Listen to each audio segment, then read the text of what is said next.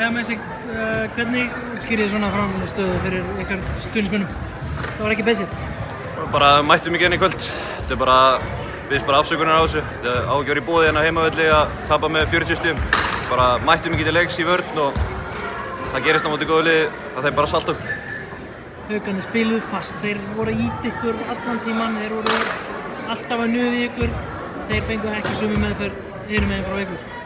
Já, mér finnst ekkert að dómarinn í þessu leik. Það var bara svipað báðum megin, undir körfum allavega.